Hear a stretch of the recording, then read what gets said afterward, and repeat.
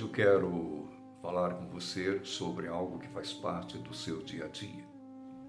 Algo que certamente, antes de ouvir esta mensagem, você já deve ter praticado, você já deve ter feito, que é a oração.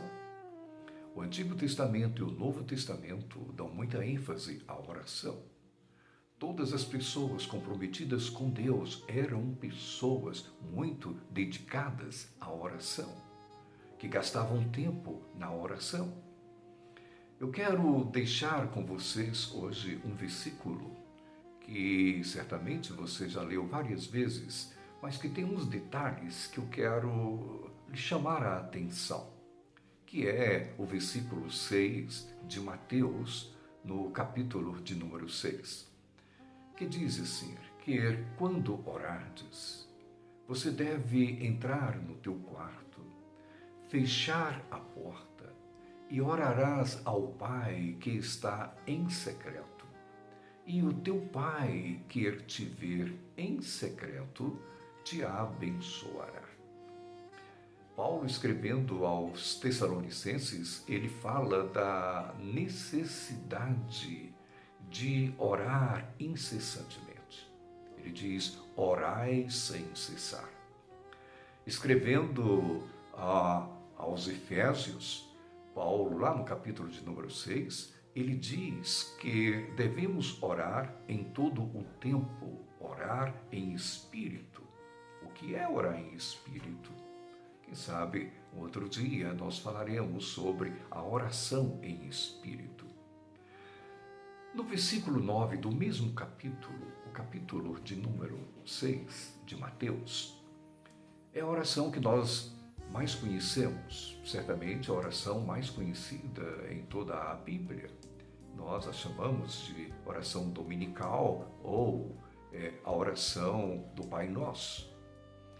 Muito bem, nesta oração do Pai Nosso, Jesus está ensinando a orar, a pedido de um dos seus discípulos, com base no Evangelho de Lucas, que pediu a Jesus para ensiná-los a orar, como que eles deveriam orar. Então, a partir do versículo 9, Jesus está ensinando os discípulos a orar.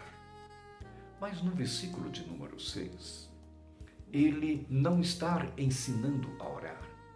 Ele está dizendo onde se deve orar. Então, a partir do versículo 9, nós aprendemos como orar. Mas no versículo 6, a forma que devemos orar. De que forma nós devemos orar? Então, Jesus diz, no versículo de número 6, que nós devemos entrar no nosso quarto. Nós devemos fechar a porta, trancar a porta e orar ao Pai. Veja o detalhe no versículo de número 6, que está em secreto. Diz que o Pai está em secreto. E o Pai que está em secreto, nos vendo em secreto, ele nos abençoará. Então Jesus, ele está nos ensinando no versículo 9 a orar, a partir do versículo 9. Mas no versículo 6 ele está nos ensinando onde orar. Qual é o local que devemos orar? E ali nós entendemos que devemos orar no lugar secreto. Por que devemos orar no lugar secreto? Porque o Pai está no lugar secreto, diz o versículo de número 6. Preste atenção. Releia esse versículo e veja. E o Pai que está em secreto, ele te abençoará. Era esta a compreensão dos judeus. O sumo sacerdote entrava uma vez por ano no local chamado o Santo dos Santos. Por quê? Porque aquele lugar representava a presença de Deus. Era ali que Deus era encontrado na compreensão dos judeus. Então, na compreensão deles, Deus está no lugar secreto. Ele será encontrado no lugar secreto. Então, há uma forma de orarmos, mas há um lugar em que devemos orar. E este lugar é o lugar secreto.